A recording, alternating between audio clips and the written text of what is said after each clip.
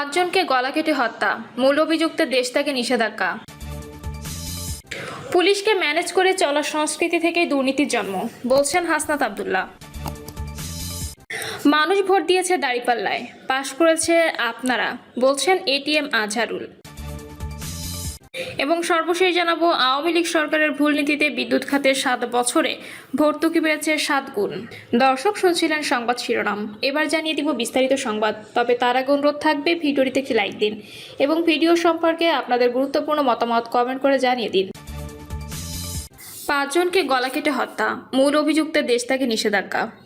গাজীপুরের কাবাসিয়ায় 3 শিশু ও মা সহ 5 জনকে গলা কেটে হত্যার ঘটনায় মূল অভিযুক্ত ফোরকান মিয়াকে দেশ থেকে নিষেধাজ্ঞা দিয়েছেন আদালত।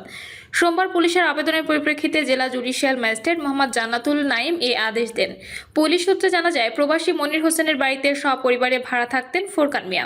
শুক্রবার রাতেও পরিবারের সবাইকে স্বাভাবিকভাবে দেখা গেছে। তবে শনিবার সকালে হঠাৎ 5 জনের গলা কাটা লাশ পড়ে থাকতে দেখে পুলিশ খবর দেন স্থানীয়রা। পুলিশের প্রাথমিক তদন্ত অনুযায়ী ফোরকান মিয়া 5 জনকে গলা কেটে হত্যা করেছেন। পারিবারিক কলহের জেরে এই হত্যাকাণ্ড সংঘটিত হতে পারে। শারমিনের বাবা শাহাদাত হোসেন সাংবাদিকদের বলেন, এই ঘটনার আগের রাতে শারমিন ফোন করে জানান 24শে মে চলে আসবে। পরদিন সকালে শারমিনের বাসার খোঁজ নিতে বলেন ফোরকানের ভাই জব্বার মোল্লা। খোঁজ নিয়ে জানতে পারি পুরো পরিবার শেষ হয়ে গেছে। আমি এই হত্যাকাণ্ডে জড়িত সবাইকে গ্রেপ্তার ও সর্বোচ্চ শাস্তি চাই।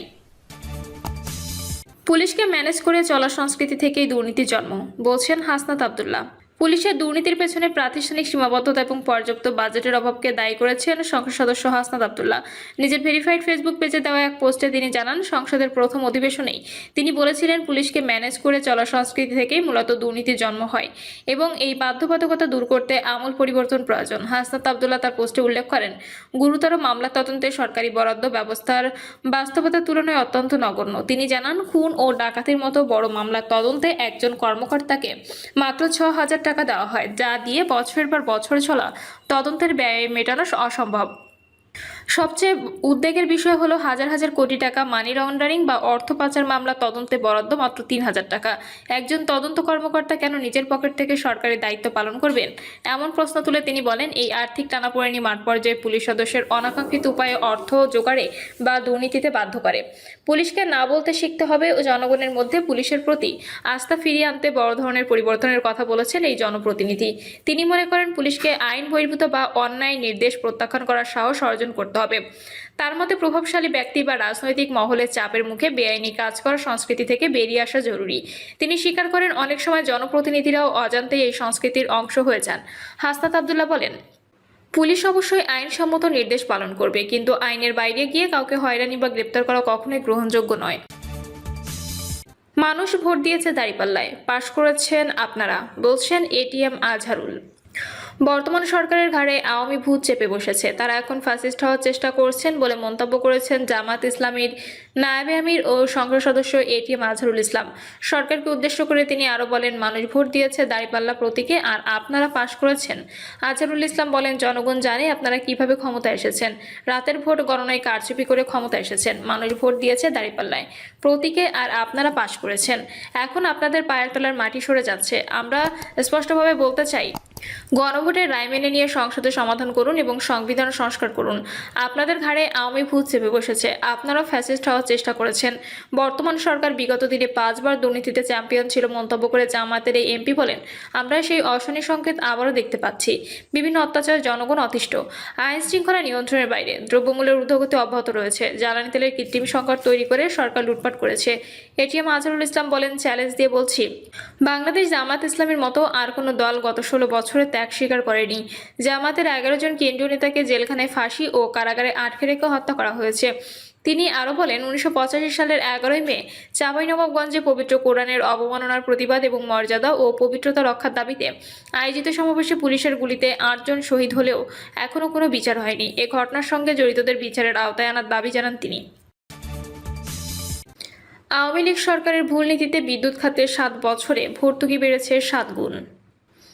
আওয়ামী লীগ সরকারের ভুল নীতির কারণে প্রতি বছরও বিদ্যুৎ খাতে বিপুল পরিমাণ ভর্তুকি গুনতে হচ্ছে। যে ভার বহন করতে হয়েছে অন্তর্বর্তী সরকারকে, এখন বিএনপি নেতৃত্বাধীন সরকারকেও সেই ঘানি টানতে হচ্ছে। এক পরিসংখ্যানে দেখা গেছে, গত 7 বছরের ব্যবধানে এখানে ভর্তুকি বেড়ে দাঁড়াচ্ছে 7 গুণেরও বেশি বা 633%। জানা গেছে 2020-21 অর্থবছরে বিদ্যুৎ খাতে সরকারকে ভর্তুকি দিতে হয়েছিল 8,945 কোটি টাকা।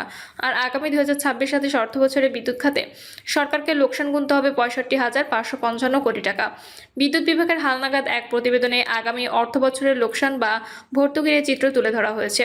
তাতে বলা হয়েছে, অদক্ষ ব্যবস্থাপনা, উচ্চ ক্যাপাসিটি চার্জ, বিদ্যুৎ ক্রয় চুক্তিতে অনিয়ম ও দুর্নীতি, বেশি দামে বিদ্যুৎ কিনে কম দামে বিক্রি করার কারণ দেশের বিদ্যুৎ খাত এই সংকটাপন্ন অবস্থার মুখোমুখি এসে দাঁড়িয়েছে। এছাড়াও গত 28 ফেব্রুয়ারি শুরু হওয়া মধ্যপ্রাচ্য সংকট এই অবস্থাকে আরও শোচনীয় করে তুলেছে। খাত সংশ্লিষ্টরা বলছেন, এই বিদ্যুৎ পরিমাণ ভর্তুকির অর্থ দিয়ে বাংলাদেশে 1.5 বছরের স্বাস্থ্য বাজেট এবং 2.5 বছরের কৃষি বাজেট দেওয়া সম্ভব বলে জানিয়েছেন। অর্থ মন্ত্রণালয়ের সূত্রে জানা যায়, চলতি অর্থবছরের বাজেটে স্বাস্থ্য খাতে ব্যয় বরাদ্দ হয়েছে 41,908 কোটি টাকা। একই সাথে চলতি অর্থবছরে কৃষি খাতে বরাদ্দ হয়েছে 27,224 কোটি টাকা। মূলত জনগণের কাছ থেকে কর হিসেবে আদায় করা অর্থ থেকেই বিদ্যুৎ খাতের এই বিপুল লোকসান মেটানো হচ্ছে। ফলে আর্থিক চাপের ভার শেষ পর্যন্ত গিয়ে পড়েছে সাধারণ মানুষের উপরই। বিদ্যুৎ খাতে ভর্তুকির এই প্রবণতা থামার কোনো লক্ষণ আপাতত দেখা যাচ্ছে না। প্রতি বছর ভর্তুকি বেড়েছে লাফিয়ে লাফিয়ে। পরিসংখ্যানে দেখা যায়, দেশি বিদেশি কোম্পানি থেকে অস্বচ্ছ চুক্তির মাধ্যমে বেশি দামে বিদ্যুৎ কেনার কারণে প্রতি বছর বিদ্যুৎ খাতে ভর্তুকি বেড়েছে। যেমন 2021-22 অর্থবছর এখানে ভর্তুকি লেগেছে 11,963 কোটি টাকা। এরপর 2022-23 অর্থবছরে তা বেড়ে হয়েছে 23,000 কোটি টাকা। 2023-24 অর্থবছরে তা 1,10,000 কোটি টাকা বেড়ে হয়েছে 33,000 কোটি টাকা। 2024-25 অর্থবছরে তা দ্বিগুণের মতো বেড়ে দাঁড়িয়েছে 62,000 কোটি টাকা। চলতি 25-26 অর্থবছরে তা হবে 62,964 কোটি টাকা। এ বিষয়ে বিদ্যুৎ বিভাগের ভাষ্য হচ্ছে, জয়েন্ট ভেঞ্চারে স্থাপিত 3টি কয়লাভিত্তিক বিদ্যুৎ কেন্দ্র, সরকারি বেসরকারি বিদ্যুৎ কোম্পানি এবং আদানি পাওয়ার ঝাড়খণ্ড সহ ভারত ও নেপাল হতে বিদ্যুৎ আমদানির বিপরীতে 2025-26 অর্থবছরের এপ্রিল থেকে জুন পর্যন্ত 18,537 কোটি 49 লাখ টাকা ভর্তুকির প্রয়োজন হবে। চলতি 25-26 অর্থবছরের সংশোধিত বাজেটে বিদ্যুৎ খাতে 36,000 কোটি টাকা বরাদ্দ রয়েছে।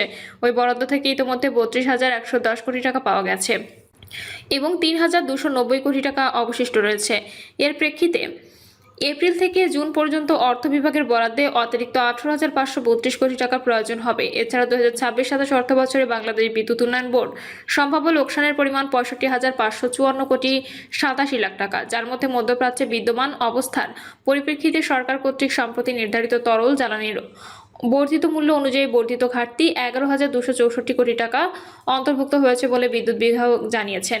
কমিটিতে তাদের প্রতিবেদন দেখিয়েছে, 2015 সালে পিডিবির লোকসান ছিল যেখানে 5,500 কোটি টাকা। 2025 সালে তা 10 গুণ বেড়ে দাঁড়িয়েছে 50,000 কোটি টাকারও বেশি। বর্তমানে পিডিবির প্রতি ইউনিট বিদ্যুৎ কিনতে খরচ হয় 12 টাকা 35 পয়সা, কিন্তু তারা বিক্রি করছে মাত্র 6 টাকা 63 পয়সায়। পিডিবিকে কেবল টিকিয়ে রাখতেই বিদ্যুতের দাম অন্তত 86% বাড়ানো প্রয়োজন বলে প্রতিবেদনে সতর্ক করা হয়। পর্যালোচনায় দেখা গেছে, বাংলাদেশ বিদ্যুৎ খাতের লোকসানের পেছনে মূলত অদক্ষ ব্যবস্থাপনা, উচ্চ উৎপাদন ব্যয় এবং ক্যাপাসিটি চার্জের মতো বিষয়গুলো দায়ী। বিদ্যুৎ খাতে বড় লোকসানের প্রধান কারণগুলো হলো ক্যাপাসিটি চার্জ বা বসিয়ে রাখা বিদ্যুৎ কেন্দ্র। বেসরকারি কেন্দ্রগুলো বিদ্যুৎ উৎপাদন না করলেও বা অলস বসে থাকলেও চুক্তি অনুযায়ী তাদের ক্যাপাসিটি চার্জ বা ভাড়ায় টাকা দিতে হয়, যা লোকসানের প্রধান কারণ। এখানে 1 লাখ কোটি ছাড়িয়ে গেছে বলে জানা গেছে। বিদ্যুৎ ভর্তুকির 81% ক্যাপাসিটি চার্জ। প্রাকৃতিক গ্যাসের ঘাটতির কারণ আমদানিকৃত এলএনজি ও ডিজেলের মাধ্যমে বেশি ব্যয় বিদ্যুৎ উৎপাদন করতে হচ্ছে। জ্বালানি আমদানিতে বেশি ডলার ব্যয় হওয়ার উৎপাদন খরচ বেড়ে গেছে।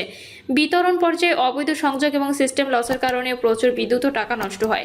নিজস্ব খনি থেকে গ্যাস উত্তোলন না করে আমদানি নির্ভর হওয়ার উৎপাদন খরচ বেড়েছে। বিশ্লেষকদের মতে, বিদ্যুৎ খাতে শ্বেতহস্তি সৃষ্টি বা দায়মুক্তি আইনের আওতায় দরপত্র ছাড়া চুক্তি করার কারণেও এই খাতের লোকসান বৃদ্ধি পেয়েছে।